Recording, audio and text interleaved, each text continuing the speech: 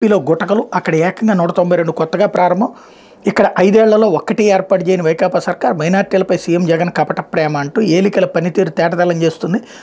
మాటం చేతులకు మధ్య తేడాను వెల్లడిస్తుంది. వేదిక ఏదైనా సందర్భం ఎలాంటిదే నా ఎస్సీలు నా ఎస్టీలు నా బీసీలు నా మైనార్టీలు అంటూ పదే పదే జపం చేసి జగన్ వాళ్ళ గొప్పగా చేసింది ఏం లేదు. ముఖ్యంగా మైనార్టీలకు తీరని అన్యాయం చేశారు. వారి పిల్లల చదువులకు అటకెక్కించేశారు. గురుకులాల ఏర్పాట్లు తెలంగాణతో పోలిస్తే నక్కకు నాగలోకానికి ఉన్న తేడా కనిపిస్తుంది. అక్కడ వాటి సంఖ్యను 17 రెట్లు పెంచితే ఇక్కడేమో ఎక్కడ వేసిన గొంగళి అక్కడే అన్నట్టుగా మార్చేశారు. సాధారణంగా ప్రజలకి ఒక విషయం అర్థం కాదు కాబట్టి మనం పత్రికలో ఏది రాసినా నిజమని నమ్ముతారు కాబట్టి రోజు వ్యతిరేక వార్తలు రాస్తే అది కూడా అల్లేస్తే దాని కారణంగానే ప్రజలందరూ మోసపోతారన్నటువంటి నమ్మకం సుదీర్ఘకాలం పాటు వీళ్ళ నమ్మకం పనిచేసింది.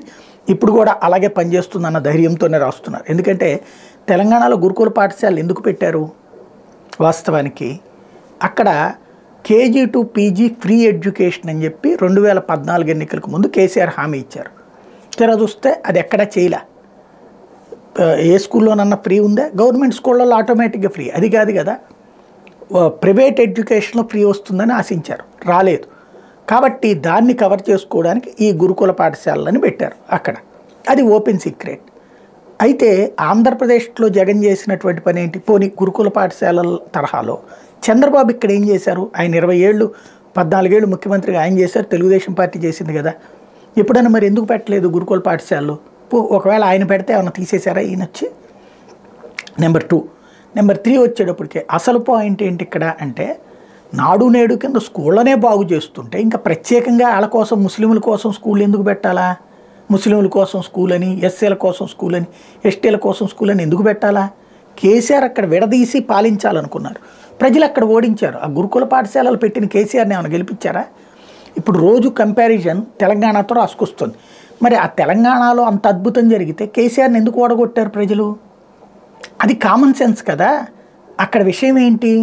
ఇట్లాగ కులాల వారీగా మతాల వారీగా విడదీయాలని చూశారు కేసీఆర్ వివిధ స్కూళ్ళు పెట్టి.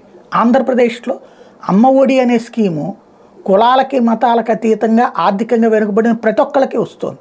కాబట్టి వాళ్ళ పిల్లల్ని స్కూల్కి పంపిస్తున్నారు. అది గవర్నమెంట్ స్కూల్లో నాడు నేడు కింద బాగు చేశారు.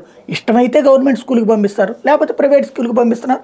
డబ్బులు అయితే ప్రభుత్వం వేసేస్తుంది కదా ఇంతని చెప్పేసి 15,000 రూపాయలు వేస్తుంది. ఇక ఆ పైంది కావాలంటే వాళ్ళు కట్టుకుంటారు. బట్ 15,000 ఏడాదికి స్కూల్ పిల్లలకి డబ్బులు ఇస్తామనేది ఆటలేం కాదు కదా. కాకపోతే ఇక్కడ అది తెలిసిన ఏదో అక్కడ చాలా అద్భుతం జరిగిపోయింది, ఇక్కడ అనర్థం జరిగిందని ప్రజల్ని నమ్మించేటటువంటి ప్రయత్నం. సరే, రాష్ట్ర ప్రజలకి అది ఎంతవరకు అర్థం చేసుకుంటారు? ఎందుకంటే